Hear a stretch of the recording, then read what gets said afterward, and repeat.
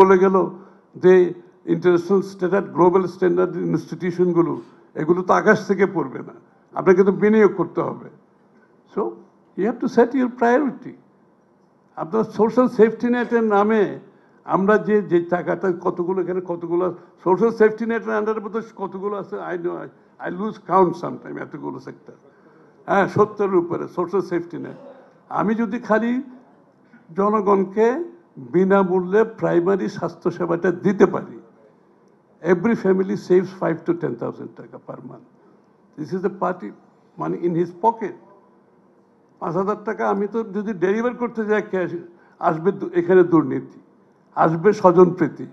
আমি যদি primary health care free করে দিই, গভর্নমেন্ট ইনভেস্ট করতে হবে। আমি একদিকে স্বাস্থ্যসেবা এডুকেশনের কথা বলছি, হিউম্যান রিসোর্স ডেভেলপমেন্টের কথা বলছি, আমার প্রায়োরিটি তো দিতে হবে এখানে।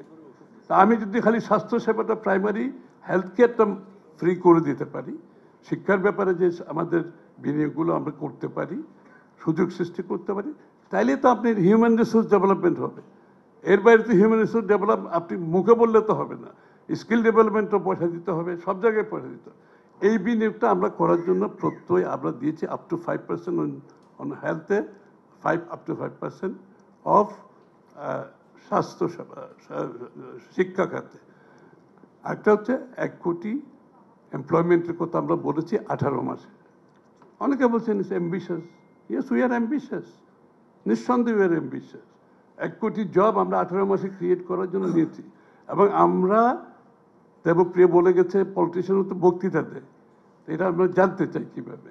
আই ক্যান অ্যাসিওর ইউ, আমরা পুরো পেপার নিয়ে আপনাদের সামনে আসবো, 1 কোটি জব আমরা কীভাবে তৈরি করবো 18 মাসে।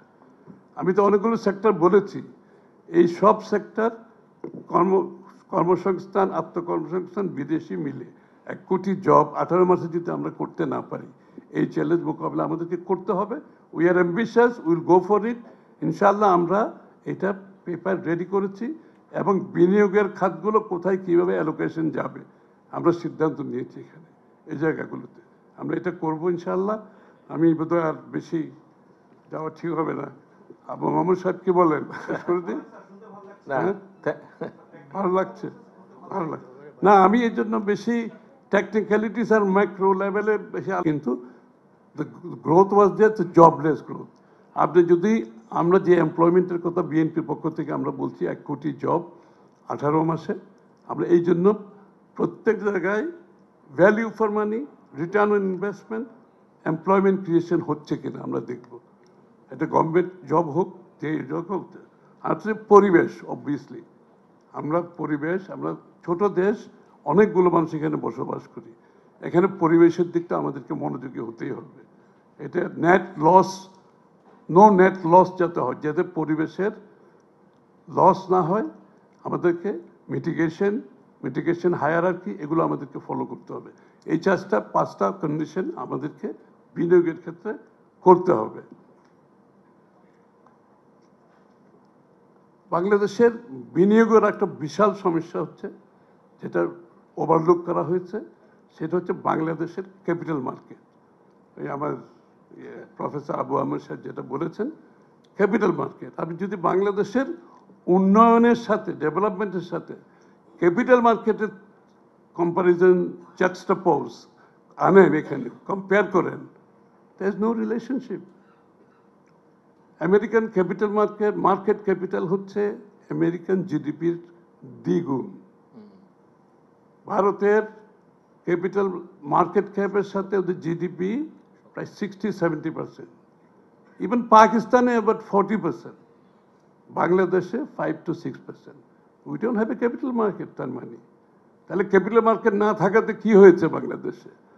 আমরা হাই স্ট্রিট ব্যাংক থেকে বড় করেছি, তারা শর্ট টার্ম ডিপোজিট এনেছে, লং টার্ম ল্যান্ডিং করেছে, টোটাল মিসম্যাচ অফ ফান্ড।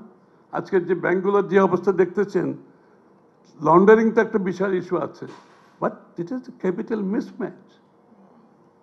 আরেকটা জিনিস হয়েছে, হাই স্ট্রিট ব্যাংক থেকে আপনি হাই ইন্টারেস্ট রেটে বড় করেছেন। সারা দুনিয়ার যারা ভিয়েতনাম যারা 5-6% বড় করতেছে, আমরা 14-15% বড় করেছি আমাদের ইনভেস্টাররা। It's impossible. ওই বড়োইং রেটে আপনি কীভাবে এটা ভাইবল করবেন? ইন্ডাস্ট্রি সিক না হয়ে কী হবে?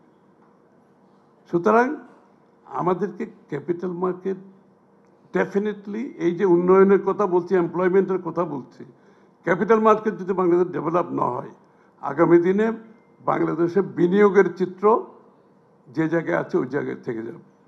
এবং ক্যাপিটাল মার্কেট যদি আমাদেরকে ডেভেলপ করতে হয়, আমাকে প্রথমে টার্গেট হচ্ছে, যেটা আমরা চিন্তা করছি, সেটা হচ্ছে ফ্রন্টিয়ার মার্কেট থেকে আপনাকে ইমার্জিং মার্কেটে যেতে হবে। ফ্রন্টিয়ার মার্কেটের fund is only few billion dollars globally, but আপনি যদি ইমার্জিং মার্কেটে ঢুকতে পারেন, trillions of dollars are available to come to Bangladesh. So আমাকে ইমার্জিং মার্কেট ঢুকতে হবে। আমি কিন্তু প্রাইভেট সেক্টর খালি কথা বলছি না, ইনভেস্টমেন্টের জন্য ক্যাপিটাল মার্কেটে অলসো সরকারও এখান থেকে বড় করতে পারে। সারা দুনিয়াতে সেটা হচ্ছে। আপনি হিথ্রো যে এয়ারপোর্ট দেখছেন, এটা ফুললি লিস্টেড কোম্পানি, এটা ইউকে গভর্নমেন্ট ওন করে না। অনেকে মনে করে এর মধ্যে ইউকে গভর্নমেন্টের, this is a listed company. সারা দুনিয়াতে যে আমরা যে বিমান কিনতে হবে, সরকারের এক্সচেকারকে টাকা দিতে হবে, ওইটা কেন? ওয়াই? বিমান is an enterprise, is a ব্যবসা। বিমান should raise their own fund. They should go to the market. They can go to the capital market, borrow. They can go for equity. তারা equity-তে যেতে পারে, তারা বন্ড ক্রিয়েট করতে পারে, corporate bond আপনি করতে পারেন, গভর্নমেন্ট সভরিন বন্ড করতে পারে। তা আমাদের হচ্ছে কি, আমাদের সমস্ত ফোকাস চলে গেছে হাই স্ট্রিট ব্যাংকের উপর। They cannot take that loan. They are not supposed to lend long term with a short term deposit. with a high interest rate, এটা কারোর জন্য বেনিফিশিয়াল হচ্ছে না। সুতরাং capital market is a must, যে আমাদেরকে ডেভেলপ করতে। তার জন্য ইনস্টিটিউশনাল প্রবলেম, যেগুলো SCC transparently, professionally and efficiently যদি রান করতে পারে Bangladesh security and exchange commission. আমি এটা কিছু বলতে চাই না, এখন বলতে গেলে আমাকে অনেক কথা বলতে হবে, but security and exchange commission has to be overhauled. এখানে প্রফেশনাল লোক দিতে হবে, যারা ক্যাপিটাল মার্কেট, যারা গ্লোবাল মার্কেট বুঝে, যারা ক্যাপিটাল মার্কেট বুঝে, আমাকে তাদেরকে দিতে হবে এখানে। এবং এটা ট্রান্সপারেন্টলি অপারেট করতে হবে। যদি foreign investment, local investment, retail investment, institutional investment আপনি চান, আপনাকে এটা ট্রান্সপারেন্সি, এফিসিয়েন্সি, প্রফেশনালিজম প্রুভ করতে হবে in order to graduate to emerging market. এবং সেটা আমাদেরকে করতে হবে। আমরা যত প্রোগ্রামিং করি তো সাকসেসফুল হবে না। আপনার সোর্স অফ ফান্ড কোত্থেকে? ইনভেস্টমেন্টের ফান্ড তো লাগবে। ফান্ড তো আপনার ক্যাপিটাল মার্কেট ছাড়া, high street banks cannot cope with any investment in the future. আমরা যেটা বড় আকারে যেটা চিন্তা করতেছি আগামী দিনের জন্য, সময় আছে নাকি? সময় শেষ? হ্যাঁ, যারা এক্সপোর্ট করছে তাকে কেন আমি ব্যাক টু ব্যাক এলসি দেবো না? তাকে কেন আমি বন্ডেড ওয়ার হাউস দেবো না? এরকম অনেকগুলো সেক্টর আছে, তাদেরকে আমি এক্স্যাক্টলি সেম সাপোর্ট দিলে এই সেক্টরগুলো উঠে আসবে এবং দে উইল ক্রিয়েট এমপ্লয়মেন্ট। আমরা তো এমপ্লয়মেন্টের কথা বলছি এখানে। তারা ক্রিয়েট করবে এমপ্লয়মেন্ট, এবং এদের খালি এক্সপানশন হবে না, আপনি দেখবেন নতুন নতুন সেক্টর বাংলাদেশে ঘুরে আসবে। যে আমাদের যে বহু সেক্টর আছে শুধুমাত্র এই সমস্যার জন্য। এইখানে ব্যুরোক্রেসির একটা কথা বলেছেন, how do you deal the bureaucracy? It's a big question. এখানে সিরিয়াস ডিরেগুলেশন করতে হবে। কোয়াইট সিম্পলি আমি বলতেছি, সিরিয়াস ডিরেগুলেশন করতে হবে। Bangladesh is somewhat over-regulated country right now. If you ask me, my honest opinion, we are somewhat over-regulated country. আপনি একদিকে চাচ্ছেন ইনভেস্টমেন্ট, আপনি একদিকে চাচ্ছেন মার্কেট ইকোনমি অপারেট করুক, আপনি নিয়ন্ত্রণের পর নিয়ন্ত্রণ এনে রেখেছেন এখানে। এবং যত নিয়ন্ত্রণ আনবেন তত বেশি করাপশন হবে, যত নিয়ন্ত্রণ আনবেন তত বেশি পৃষ্ঠপোষকতা হবে, because these are the people who control. যত নিয়ন্ত্রণ আনবেন তত করাপশনের জন্য আপনি পথ খুলে দেবেন। সুতরাং সিরিয়াস ডিরেগুলেশন এবং ফিজিক্যাল কন্ট্যাক্ট কমে আনতে হবে। ব্যুরোক্রেসির সাথে সিভিলিয়ানের ফিজিক্যাল কন্ট্যাক্ট কমে আনতে হবে। Online real time people should be able to do their things sitting at home. বাড়িতে বসে তারা যাতে এই কাজগুলো করতে পারে। এগুলো গুড গভর্নেন্স আনতে হলে আপনাকে অটোমেশনে যেতে হবে। অটোমেশন গভর্নমেন্টের সার্ভিসে, অটোমেশন পাবলিক সার্ভিসে অটোমেটেড হতে, যাতে ফিজিক্যাল কন্ট্যাক্ট সরকারি কর্মকর্তার সাথে যদি আপনি কমাইতে পারেন, করাপশন কমে যাবে। কিন্তু এটা যেমন কাস্টমসে এটা করতে দেওয়া হয় না, যেমন পোর্টে করতে দেওয়া হয় না, কারণ হচ্ছে এখানে তো লাভ আছে। আপনি ব্যুরোক্রেটিক ডিরেগুলেশনের মধ্যে আপনি প্রাইভেট সেক্টরের কথা বলছেন, কিন্তু প্রাইভেট সেক্টর এম্পাওয়ারমেন্ট করছেন না। আমি একটা এক্সাম্পল দিই, এটা আমার ব্যক্তিগত একটা এক্সাম্পল। আমি যখন কমার্স মিনিস্টার ছিলাম, আমার কাছে বিজিএমই এর নেতৃবৃন্দ একদিন এসে বলল, ওই ইউডি একটা সার্টিফিকেট লাগে, মানে ওইটা ইউটিলাইজেশন, যে কাপড় চোপড় যেগুলো আনে এগুলো যে একটা হোপফুলি অনেক দিন পরে একটি দেশে নির্বাচিত সরকার আসবে এবং নির্বাচিত সরকারের সাথে সাথে যে প্রত্যাশা জনমনে জেগেছে, জাগবে, সেই বিষয়টা সামনে চলে আসছে এবং প্রত্যাশার পরিপ্রেক্ষিতে আজকের সেমিনারটা কিন্তু আগামী দিনে। এই জন্য আমি বিগত দিনের ফ্যাসিস্ট ওইসবের মধ্যে যেতে চাই না। Let us be a bit more futuristic. প্রথমে যে প্রশ্নটা আছে যে আমাদের রাজনীতিতে ডেমোক্রেটাইজেশনের ব্যাপারটা আমরা বহু বছর লড়াই করেছি for Democratic order in the country. রাজনীতিতে ডেমোক্রেটাইজেশন, একটা ইলেক্টেড গভর্নমেন্ট, ইলেক্টেড পার্লামেন্ট, যারা জনগণের কাছে দায়বদ্ধ থাকবে, জবাবদিহি থাকবে এবং যেখানে সকলের জন্য স্পেস থাকবে, সংসদের ভিতরে বাইরে। যে একজন খুব ছাত্রনেতা খুব ভালো কথা বলেছে, এই রাজনীতিবিদরা যদি রাজনীতিবিদকে ধ্বংস না করার যে আমাদের করার যে প্রবণতা, সেখান থেকে বেরিয়ে আসলে কিন্তু অনেক প্রবলেম সলভ হয়ে যায়। কারণ সকলের জন্য তখন স্পেস থাকে, সংসদের ভিতরে স্পেস থাকে, সংসদের বাইরেও স্পেস থাকে এবং রাজনীতিবিদরা ওই স্পেসটা যখন থাকে তখন সকলের জন্য স্পেস থাকে। দিস ইজ ভেরি ইম্পর্টেন্ট যে সেখান থেকে বেরিয়ে এসে আমরা যদি এখন আমাদের কিন্তু দলের স্লোগান হচ্ছে অর্থনীতির উপরে, বিএনপির স্লোগান হচ্ছে ডেমোক্রেটাইজেশন অফ দি ইকোনমি।